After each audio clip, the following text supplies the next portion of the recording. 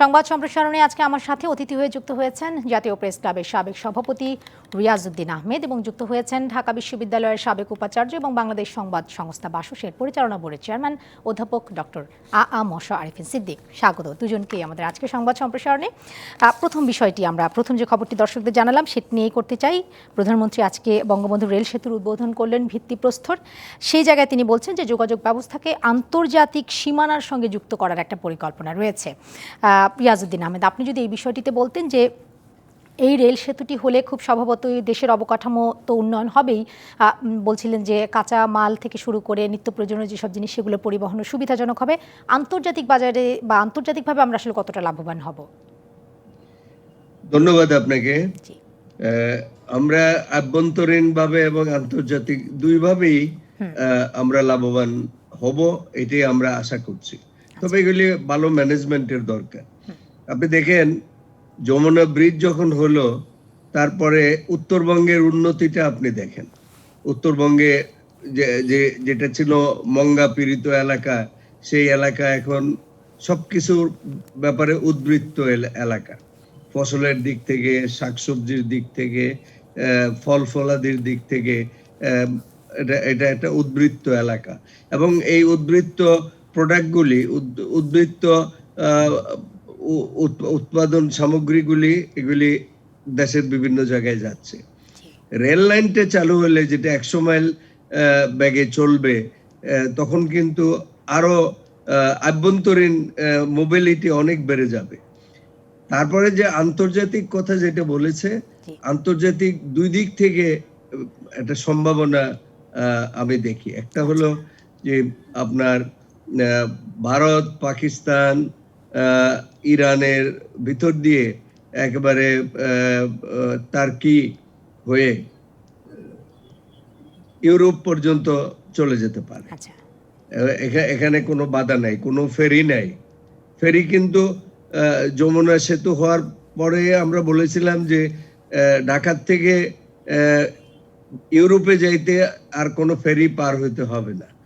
এটা এখন এই রেল লাইনটি সংযোজিত হওয়ার পরে এটা আরো জোরদার হলো। আর পূর্বাঞ্চল দিয়ে যদি আপনি ধরেন, এটা মিয়ানমারের ভিতর দিয়ে অলরেডি সিঙ্গাপুর,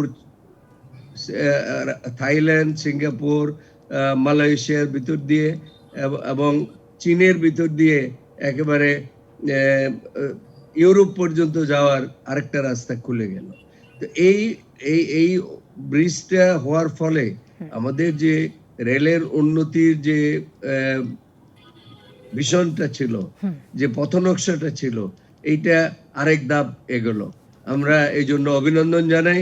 এটা আমাদের দেশের গর্ব, আমাদের জন্য একটা বিরাট একটা পদ্মা সেতু, 2টা যমুনা সেতু, এবং আরো হয়তো হবে।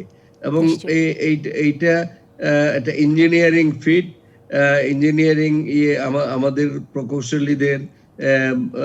প্রকৌশলীদের দক্ষতার পরিচয়, এবং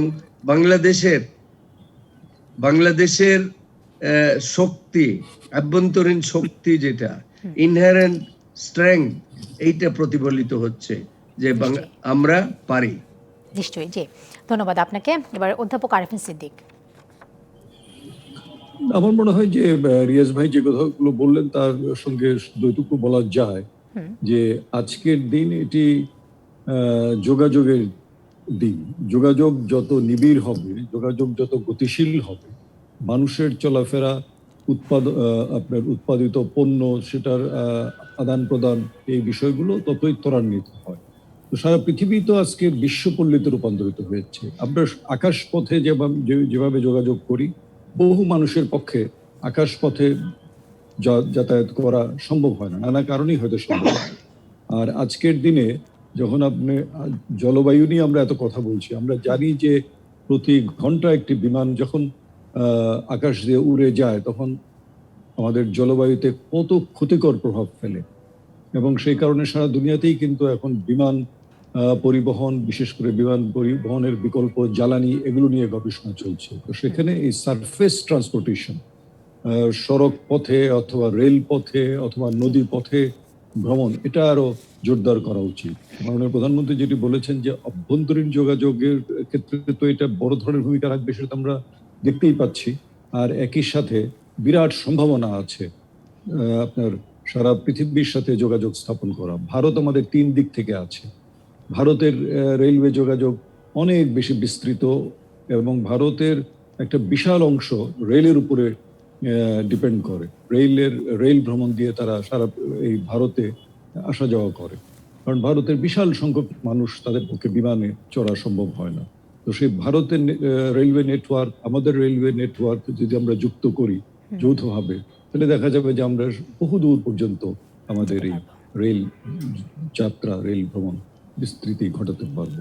জি আর একই সাথে যেটা আমার মনে হয় যে পণ্য আমদানি, আর বিশেষ করে এমনকি আপনার বাংলাদেশ ভারতের যে পণ্যের আদান প্রদান, পণ্যের আমদানি রপ্তানি, সেটাও কিন্তু অনেক সহজ হয়ে যাবে। ভারতের সঙ্গে আমাদের ট্রানজিট যে চুক্তি হয়েছে, সেই চুক্তির সড়ক পথের সাথে সাথে এই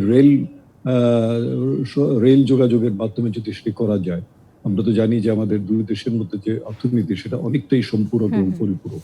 সেই ক্ষেত্রেও এই রেল নেটওয়ার্কের বিস্তার ঘটানো অনেক সুবিধাজনক হবে। জি আরেকটি বিষয় নিয়ে কথা বলতে চাই। কিছুক্ষণ আগে খবরে পড়ছিলাম, আপনারা দেখছিলেন পুরো রিপোর্টটি। করোনায় আদালতে যেতে পারবেন না নাইকো দুর্নীতি মামলায় সাক্ষ্য দেওয়ার কথা রয়েছে। অভিযোগ গঠন করা হবে 5ই জানুয়ারি, সেই তারিখ নির্ধারণ করা হয়েছে। এবং বিএনপি যারা আইনজীবী আছে তারা বলছেন যে খালেদা জিয়া করোনার কথা বিবেচনা করে সেখানে যেতে পারবেন না, বা তার যাওয়াটা ঠিক হবে না, যেহেতু তিনি অসুস্থ এবং করোনা পরিস্থিতি আছে। আর অন্যদিকে দুদকের যিনি আইনজীবী, তিনি বলছেন যে এই ঘটনায় খালেদা জিয়া বেশ কয়েকবার পিছিয়েছে তার অসুস্থতার কারণ দেখিয়ে। এতে করে কি আসলে কোনো রকম মামলার পেছানো বা অভিযোগ গঠনের শুনানি পেছানোর কোনো প্রক্রিয়া কাজ করছে কিনা, রিয়াজউদ্দিন আহমেদ? এটা দেখেন, এটা তো আইনি ব্যাপার।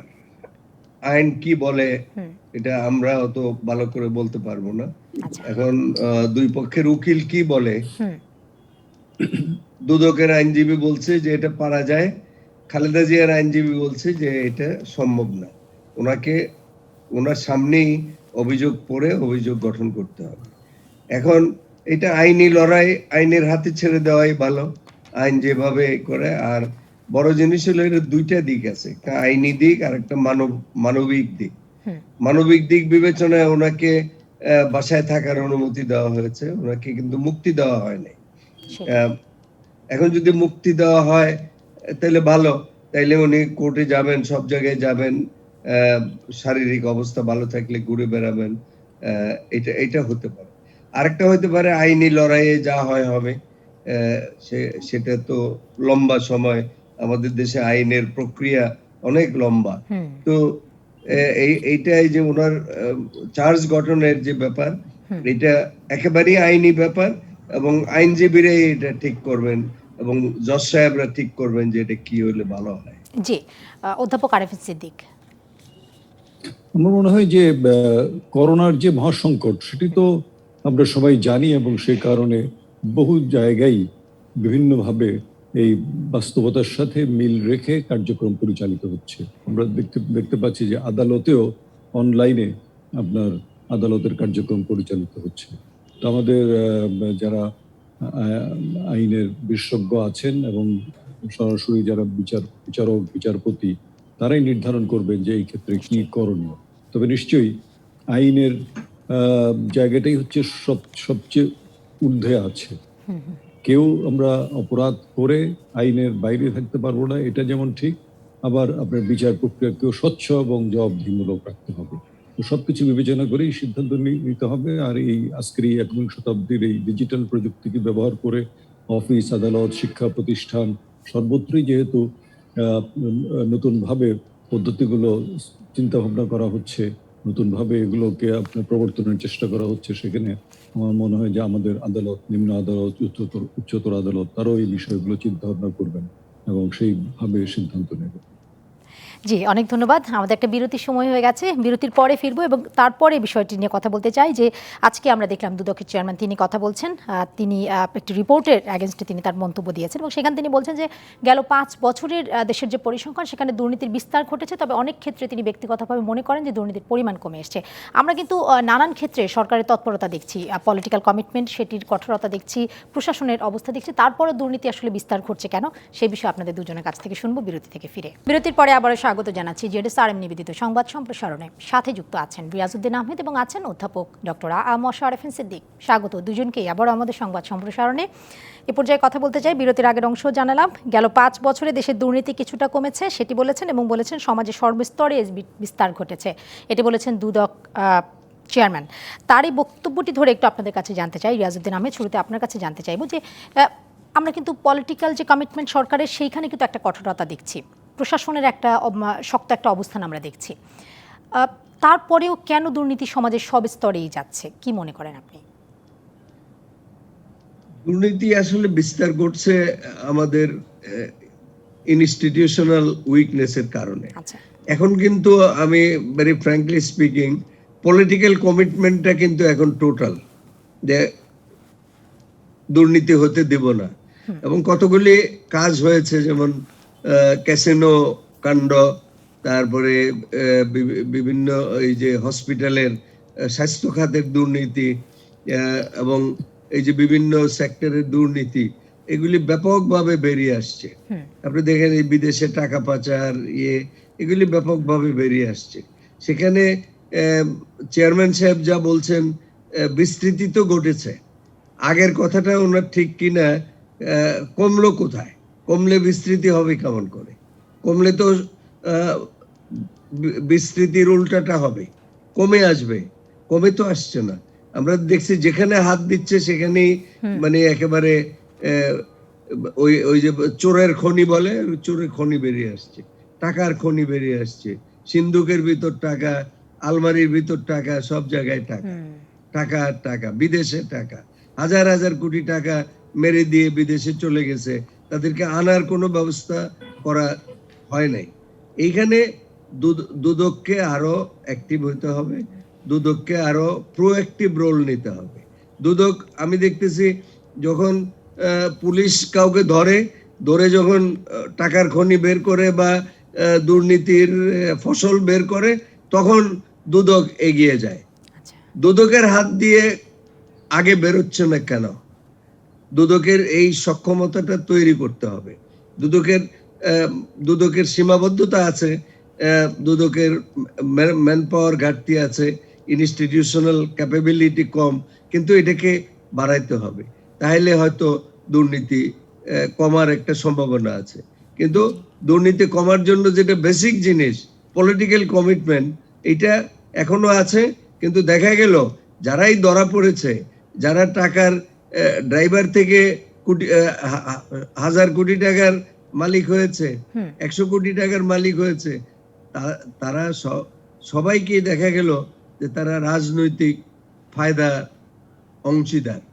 এইটাকে বন্ধ করতে হবে।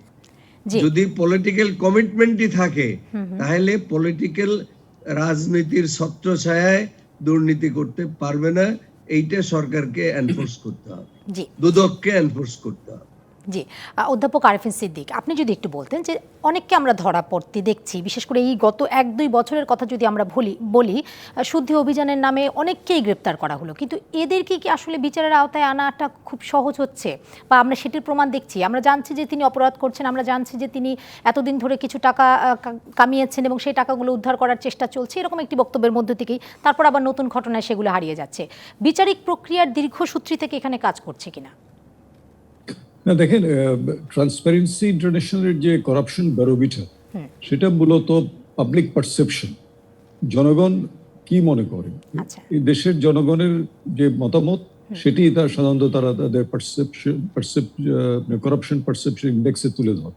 তো সেখানে দেখা যাচ্ছে জনগণ মনে করছে যে দুর্নীতি সর্বক্ষেত্রেই দুর্নীতি আছে, এবং সেটা কিন্তু আমরা সাধারণ নাগরিক হিসেবে দেখতে পাই। প্রতিদিনই আপনারা গণমাধ্যমে বিভিন্ন দুর্নীতির চিত্র তুলে ধরছেন। আপনি যে প্রশ্নটি করলেন, এখন সমস্যা হচ্ছে বিচারিক প্রক্রিয়া যেটা আছে সেটা বিচারিক প্রক্রিয়া তো একটু সময় সাপেক্ষ, আমরা জানি এটা সারা দুনিয়াতেই বিচারিক প্রক্রিয়া, কারণ তারা একদম হার্ড এভিডেন্সের মাধ্যমে তাদের বিচার কার্যক্রমে এগিয়ে নিয়ে যায়। কিন্তু গণমাধ্যমের একটা দায়িত্ব থাকে। আচ্ছা, গণমাধ্যম, দুর্নীতি দমন কমিশন, জনপ্রতিনিধি যারা আছেন, জনপ্রতিনিধি যাদেরকে জনগণ নির্বাচিত করে দিয়েছে, পলিটিক্যাল কমিটমেন্ট যেহেতু আছে সরকারের সর্বোচ্চ পর্যায় থেকে, তখন জনপ্রতিনিধিরা কি সেই কমিটমেন্ট অনুযায়ী তাদের দায়িত্ব পালন করছেন? এই কিছুদিন আগে দেখলাম যে প্রজাতন্ত্রের পররাষ্ট্রমন্ত্রী তিনি বললেন যে কানাডার বেগমপাড়া সহ বিভিন্ন দেশে যে বাড়িঘর করে বসে আছে দুর্নীতিবাজেরা, তাদের একটা বিরাট সংখ্যক হচ্ছে সরকারি আমলা। এবং পররাষ্ট্র মন্ত্রণালয় আপনি জানেন যে সারা দুনিয়াতেই তাদের নেটওয়ার্ক আছে, বিভিন্ন দেশে মিশন আছে, কনসুলার অফিস আছে। অতএব তাদের পক্ষে এই তথ্যগুলো নেওয়া সহজ। তারা সেই তথ্য নিয়ে হয়তো পররাষ্ট্রমন্ত্রীকে এই তথ্য দিয়েছেন, তিনি বলেছেন। কিন্তু এই যে একটা সংখ্যার কথা বলা হচ্ছে, কোনো কোনো গণমাধ্যমের সংখ্যাটা অন্তত এসেছে, কিন্তু কাদের নাম আছে সেখানে? নামগুলো তো আসা দরকার। সেটাই, নামগুলো যদি আসতো তাহলে তো আমরা বুঝতে পারতাম। আপনি বিচার করে 3-4 বছর পরে কি রায় দিবেন, তার থেকে এখন তো এই নামগুলো আসলে মানুষের মাঝে অন্তত এটুকু মনে হবে যে না, একটা কার্যক্রম চলছে।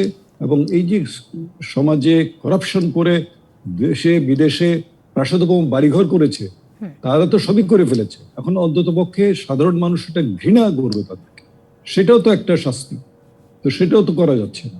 তো আমার মনে হয় যে এখানে শুধু একে অপরের উপরে দোষারোপ করলে চলবে না। দুর্নীতি দমন কমিশনের যেমন আরো সক্রিয় হওয়া দরকার আছে, ঠিক একইভাবে আমরা প্রতিটি নাগরিক, বিশেষ করে আমরা যাদেরকে জনপ্রতিনিধি হিসেবে নির্বাচন করেছি, তারা এই বিষয়গুলো নিয়ে কতটা সক্রিয় হচ্ছেন, নাকি তারাও আবার এই দুর্নীতিবাজ আমলাদের সঙ্গে যুক্ত হয়ে তারাও বাড়িঘর করছেন দেশে বিদেশে। এটা একটা কঠিন বিষয়। কিন্তু এখানে শুরু করতে হবে, যেহেতু দেশের সর্বোচ্চ পর্যায়ে অর্থাৎ সরকারের সর্বোচ্চ পর্যায় থেকে কমিটমেন্ট ঘোষণা করা হয়েছে এবং সেই অনুযায়ী নির্দেশ দেওয়া হয়েছে। দুর্নীতি দমন কমিশনকে স্বাধীন কমিশন হিসেবে দায়িত্ব দেওয়া হয়েছে, তাহলে তো সেই কাজটা করবেন আমরা আশা করি। জি, রিয়াজউদ্দিন আহমেদ, এই বিষয়টা যদি আপনি একটু বলতেন, যেটি অধ্যাপক আরেফিন সিদ্দিক বলছেন যে কারা আসলে এই বিদেশে টাকা পয়সা করে বাড়িঘর করে সেখানে স্থায়ী হওয়ার একটা প্রক্রিয়া করে রেখেছে, তাদের নাম আমরা কেন জানছি না? অন্যদিকে যারা অপরাধ করছে, আমি বলছি না ছোটোখাটো অপরাধ, কিন্তু যারা অপরাধ করছে তাদেরকে কিন্তু আমরা তাদের চেহারা দেখছি। বাংলাদেশে যেমন আমি যদি যুবলীগের নেতাকর্মীর কথাই ধরি, তাদের নাম আমরা প্রকাশ্যে দেখলাম যে তারা অপরাধ করছে এবং কি পরিমাণ টাকা কামিয়েছে সেটিও আমরা জানলাম। কিন্তু এই যে যারা পেছনে তাদেরকে মদত দিয়েছে, পৃষ্ঠপোষকতা করেছে, তাদের নাম এখন পর্যন্ত আমরা জানছি না পেছনে কারা অপরাধ করছে। সেই একটি বিষয় আছে পৃষ্ঠপোষকতাকারী। আরেকটা বিষয় যেটি বলছিলাম যে যারা দেশের বাইরে এস্টাবলিশ হয়ে গেছে বা করছে। রিয়াজউদ্দিন আহমেদ, আপনি কি শুনতে পাচ্ছেন?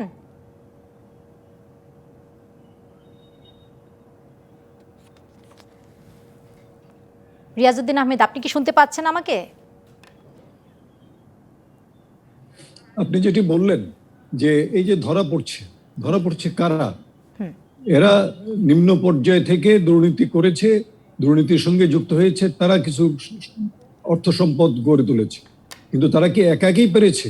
এই হাজার হাজার কোটি টাকা যে বিভিন্ন জায়গা থেকে তারা দুর্নীতির মাধ্যমে অর্জন করেছে, তার জন্য সেই সব অফিস আদালত, সেই সব সরকারি প্রতিষ্ঠানে কি পদস্থ কর্মকর্তারা ছিলেন না? ওনারা কি দেখেন নাই? ওনাদের অজ্ঞাতেই কি এটা সম্ভব হয়েছে? কখনই সেটা হতে পারে। অনেক জোশ সাজস সেখানে আছে। তো অতএব এটা যখন আপনি তদন্ত শুরু হয়, সেই তদন্তটা যদি ব্যক্তি কেন্দ্রিক না হয়ে ওই পুরো দুর্নীতি কেন্দ্রিক হয়, যে দুর্নীতিটা কোথা থেকে শুরু হলো এবং কোথা থেকে শেষ হয়েছে, এবং দুর্নীতি সবসময় শুরু হয় উপর থেকে, তারপরে এইভাবে দুর্নীতিগুলো ছড়িয়ে পড়ে সারা দেশে। তো সেটাও কিন্তু আমার মনে হয় আমাদের দেখা দরকার আছে। দুর্নীতি দমন কমিশন সেইভাবে কাজগুলো করা দরকার। আমরা সবসময় পত্রিকায় দেখছি যে কিছু মানুষকে গ্রেফতার করা হলো, তাদেরকে বিচারের সম্মুখীন করা হয়েছে, কিন্তু তারা যাদের ছত্র ছায়া ছিল তারা কিন্তু সবকিছুর ঊর্ধ্বেই থেকে যাচ্ছে। এটাও একটা দুঃখজনক অবস্থা। নিশ্চয়ই আমাদের আরও একটা বিরতির সময় হয়ে গেছে। বিরতির পর নিশ্চয়ই রিয়াজউদ্দিন আহমেদ উনি আমাদের কথা শুনতে পাবেন, ওনার কাছ থেকে এই বিষয়ে জানতে চাইব। দর্শক সঙ্গেই থাকবেন। বিরতির পরে আবারও স্বাগত জানাচ্ছি জেডএসআরএম নিবেদিত সংবাদ সম্প্রসারণে। সাথে যুক্ত আছেন রিয়াজউদ্দিন আহমেদ এবং আছেন অধ্যাপক ডক্টর মোশাররফ সিদ্দিক। আবারও স্বাগত জানাচ্ছি দুজনকে আমাদের আজকে সংবাদ সম্প্রসারণে। রিয়াজউদ্দিন আহমেদ, বিরতির আগের অংশে আমরা আপনাকে পরিষ্কার শুনতে পাইনি। আপনার কাছে যে প্রশ্নটি পর্যায়ে রাখতে চাই, অপরাধীদের ধরা হচ্ছে সে বিষয়ে আমরা সেই বিষয়টিতে পরিষ্কার ধারণা আমরা পাচ্ছি যে যারা এই অপরাধ করছে তাদেরকে ধরা হচ্ছে, কিন্তু এই অপরাধীদের যারা তৈরি করছে তাদেরকে আমরা সামনে আনতে দেখছি না। তার মানে যখন আমরা তাদেরকে পেছনে রাখছি, এই অপরাধীদের যারা মদত দিচ্ছে তারা তো আরও অপরাধী নতুন করে তৈরি করছে। তাহলে সেটি আমরা কেন আনছি না? আমাদের যদি পলিটিক্যাল কমিটমেন্ট খুব স্ট্রং থাকে তাহলে কোন জায়গাটা আমাদের সংকট? আমিও অবশ্য বলছি যে পলিটিক্যাল কমিটমেন্টটা আছে দুর্নীতির বিরুদ্ধে। আসলে বলতে গেলে এটা কমিটমেন্টটা প্রাইম মিনিস্টারের আছে, পলিটিক্যাল কমিটমেন্ট আছে আমি মনে করি না। কারণ তাহলে ব্যাপকভাবে দুর্নীতির বিস্তৃতি ঘটতো না। প্রধানমন্ত্রী যেটুকু চাচ্ছেন, যেটুকু ওনার সাধ্যের মধ্যে আছে, এইটাকে উনি প্রটেক্ট করছেন। বাকিটা তো অন্য জনপ্রতিনিধি যারা আছে তারা তো যার যার মতো চলছে। তারা তাদের কমিটমেন্টটা আছে কিনা এই ব্যাপারে যথেষ্ট সন্দেহ আছে।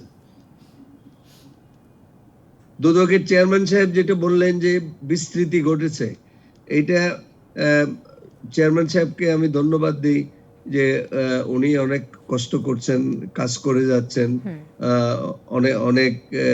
অনেককে বিচারের মুখোমুখি করছেন। কিন্তু বিস্তৃতিটা যদি ঘটে তাহলে তো দুর্নীতি কমে আসছে এটা বলা যাবে না। সেটাই, দুর্নীতি কমে আসছে, দুর্নীতি কমে নাই এবং বিস্তৃতি ঘটছে, এইটা তো মানে কন্ট্রাডিক্টরি হবে। জি, যাই হোক, দুর্নীতি কমাইতে হলে রাজনৈতিক কমিটমেন্ট দরকার। রাজনৈতিক কমিটমেন্টটা কি?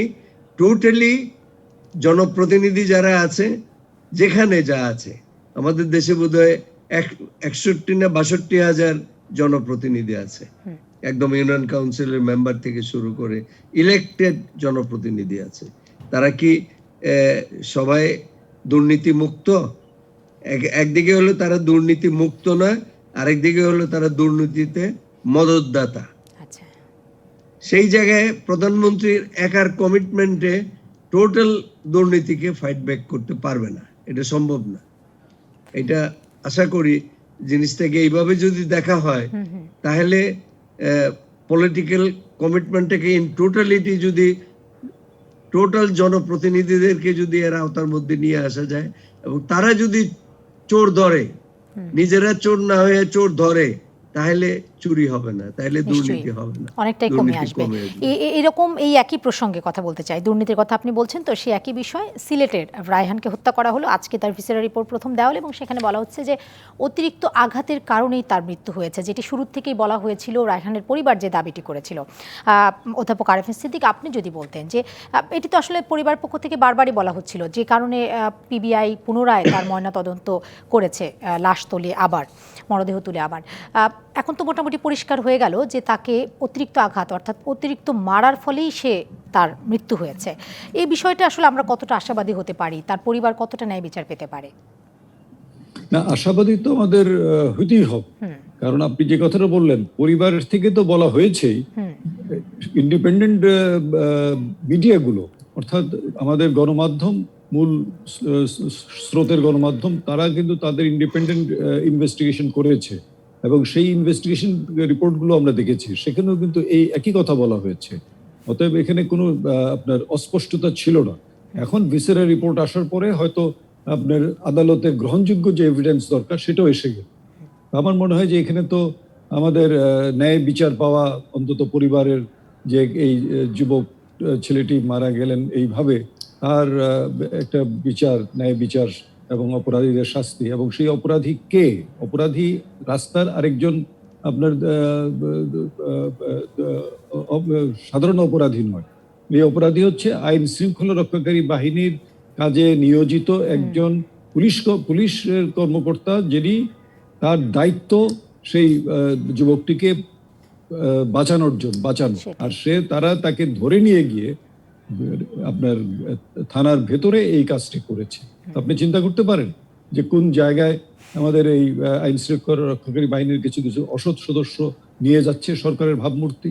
আমার মনে হয় এখানে তো সরকারের যে কমিটমেন্ট আছে সেটার সাথে সংশ্লিষ্ট সকলে এই কাজটা এমন ভাবে করতে হবে দ্রুততার সাথে, যাতে শুধু ওই নিহত যুবকের পরিবারের সদস্য নয়, সারা দেশবাসী আশ্বস্ত হয় যে এই ধরনের ঘটনা ঘটলে শাস্তিটাও হবে দৃষ্টান্তমূলক, যেটার ভবিষ্যতে প্রতিরোধক হিসেবে কাজ করবে। রক্ষক ভক্ষক হবে না। জি, এবং রিয়াজউদ্দিন আহমেদ আরেকটু যোগ করি, আমাদের দেশের অনেকগুলো মানে এরকম ঘটনাই আসলে গণমাধ্যমে এসেছে যে থানা হাজতে অপরাধীর মৃত্যু হয়েছে, কিংবা কাউকে থানা হাজতে নেওয়ার পরে সেখানে টাকা চেয়েছে, চাঁদা চেয়েছে, তারপরে দিতে পারেনি বলে তাকে কখনো আত্মহত্যা করে সে মারা গিয়েছে, কখনো সে একটা অপরাধ করেছিল ধরতে গিয়ে সে মারা গিয়েছে। এরকম নানান রকম ঘটনা পরিবারের পক্ষ থেকে দাবি করা হয় এবং পরবর্তীতে সেসব ঘটনার প্রমাণও পেয়েছে। থানা হাজতগুলোতে আসলে নিরাপত্তা বাড়ানো বা সেই জায়গায় আমরা জানি যে সিসি ক্যামেরা আছে, তারপরও সেই জায়গায় অপরাধের যেহেতু একটা চক্র তৈরি হয়ে গেছে কোনো কোনো জায়গায়, সেটি মনিটর করার জন্য আসলে কি করা যেতে পারে? ওটা তো আপনি বলেছেন যে সিসি ক্যামেরা যদি থাকে তাহলে তো দেখাই যাবে যে ওখানে কি হচ্ছে, তাকে পিটিএ মারছে না বিষ খাওয়াচ্ছে, এটা তো ইনভেস্টিগেশনের দরকার না, এটা পাওয়া যাবে। কিন্তু আমার কথাটা হলো অন্য জায়গায়, যে যাদেরকে রক্ষক হিসেবে জাতি নিয়োগ দিয়েছে, যাদেরকে জাতির ট্যাক্স পেয়াররা টাকা দিচ্ছে, তাদেরকে লালন পালন করছে, তারা ভক্ষকের ভূমিকায় যখন চলে যায় তখন মানুষের আশার জায়গাটা কোনটা, মানুষের ভরসার জায়গাটা কোনটা, সেটা তো নষ্ট হয়ে গেল। মানুষের বিশ্বাস নষ্ট হয়ে গেল, যে মানুষ বিপদে বললে কোথায় যায়, প্রথমে তো দৌড়ে পুলিশের কাছে যায়। এখন পুলিশ যদি পিটে মেরে ফেলে তো পুলিশের কাছে কি মানুষ যাবে? একটা সময় তো যাবে না, না যেয়ে যেটা হবে বিদ্রোহ হবে, তখন রাস্তাঘাটে আইন শৃঙ্খলা মানুষ নিজের হাতে তুলে নেবে। ওই জিনিসটা মাথায় রেখে সরকারকে যেটা বলছি, যে সরকারের শুধু প্রধানমন্ত্রী না, সরকারের অন্যান্য অংশে যারা আছে, স্টেক হোল্ডার যারা আছে, তাদের সবাইকে এই জিনিসটা কমিটেডলি ফলো করতে হবে। কেন একজন পুলিশ একজন পুলিশ কেন মানুষ খুন করবে, কেন মানুষ মেরে ফেলবে? তারপরে দুর্নীতি তো আছেই, এগুলিকে দমন করতে হবে। এটা না করলে কিন্তু দুর্নীতি দমন হবে না। যত আমরা বলি একটা ঘটনা সামনে আসে, সারফেসে আসে, কয়দিন হইচই হয় গণমাধ্যম, আরেকটা ঘটনা আসলে এটা ডাইভার্টেড হয়ে যায়। আপনি কোথায় কক্সবাজারের সেই প্রদীপ কোথায়, ওই কেসের অবস্থা কি, আমরা তো কিছুই জানি না। এরকম কিন্তু অনেক ঘটনা, এই ক্যাসিনো কাণ্ডের কি খবর, আমরা শুনছি যে অনেকে বড় বড় দুর্নীতিবাজ যারা হাজার হাজার কোটি টাকার মালিক, তারা হসপিটালে ভিভিআইপি কেবিনে দিন যাপন করতেছে। এইগুলি তো বন্ধ করতে হবে, এগুলি তো সরকারের নিয়ন্ত্রণে, এগুলি তো প্রধানমন্ত্রীর নজরে থাকার কথা না। এইসব ঘটনা আসলে যেহেতু গণমাধ্যমে আসছে, অবশ্যই তার নজরে এসব বিষয়গুলো আসছে এবং নিশ্চয়ই তিনিও এগুলো ব্যবস্থা নেওয়ার নির্দেশ দিবেন এবং সেই ব্যবস্থাগুলো আমরাও দেখব। অনেক ধন্যবাদ জানাচ্ছি দুজনকে আমাদের আয়োজনে আজকে সময় দেওয়ার জন্য। ধন্যবাদ দর্শক, ধন্যবাদ জানাচ্ছি আপনাদেরকেও যারা এতক্ষণ সঙ্গে ছিলেন। এই ছিল আজকের আয়োজনে।